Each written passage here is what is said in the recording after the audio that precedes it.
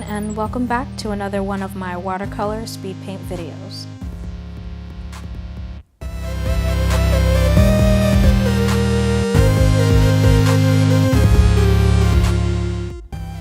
If you follow me on Instagram, you've already seen some of the steps in this process. The inspirations for this painting are a combination of aerial silk dancers, which I used for pose reference, meteor showers, which I used for the overall color palette, and Pinocchio's Blue Fairy, more specifically the one from the original fairy tale story, in which she was described as a woman with teal hair and black eyes.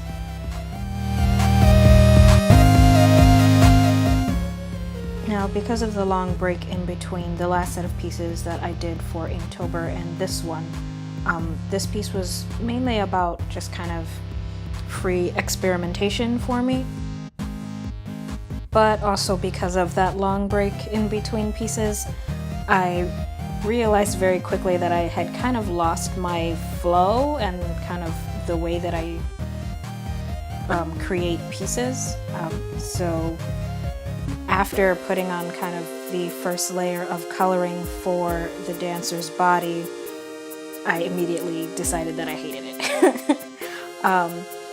And not to say that I hate the piece entirely, since I decided, okay, I messed this up, I just kept going and I was like, well, I've already messed it up, it can't get worse. So I just kept adding paint and I kept adding layers. And I actually ended up really liking the end result. It took me a while to decide that I liked it because every step further that I made, I was like, nope, this is still not right. Nope, this is still not right. It wasn't until around this point where I started adding the Finetec Metalic watercolor palette that I started to say, okay, this is moving in the right direction. But it was still definitely missing something.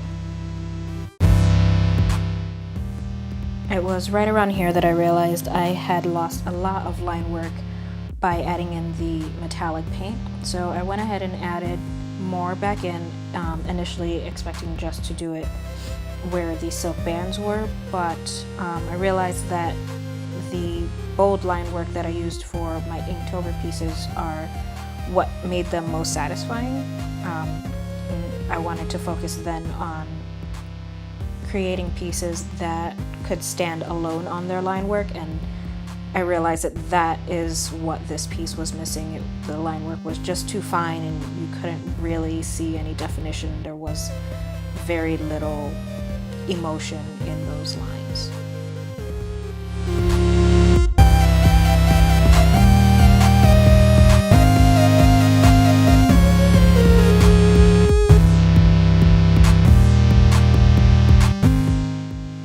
After realizing that issue, it's amazing how quickly this piece began to come together.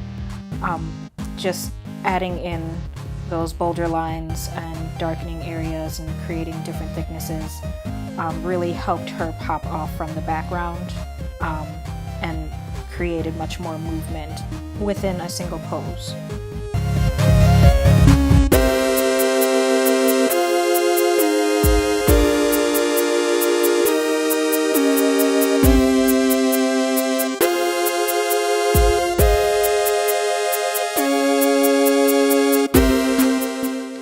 Overall, the things I learned most with this painting is, one, it's really important for me anyway to maintain sort of a creative momentum.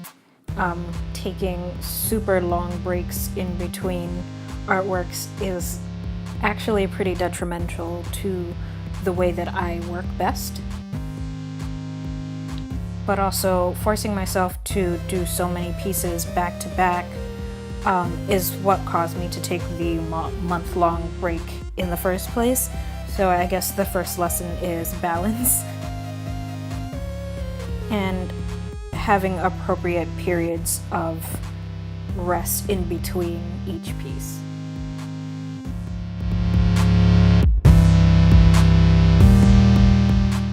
Two would definitely be planning. Going into this piece without any sort of plan or direction probably caused more anxiety than was necessary.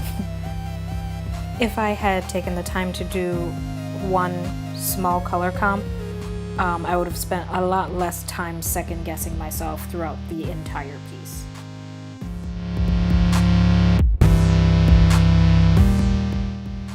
And finally, line art. Clearly this is a lesson that I'm going to have to drill into my own head a few times before I get it, but line art strengthens my pieces anyway so much more. I can't rely on just vibrant color to get a specific message across. In order for me to be satisfied with my pieces, the line art needs to be just as strong as the color composition. Now, with all that being said, I really enjoy how this piece turned out. I may or may not have gone a little overboard with the metallic silver, but she is my sparkling, dancing, shooting star, and I love the peace and joy on her face. As always, thank you all so much for watching. I hope you all have a safe and happy new year, and I'll see you all much sooner in the next video.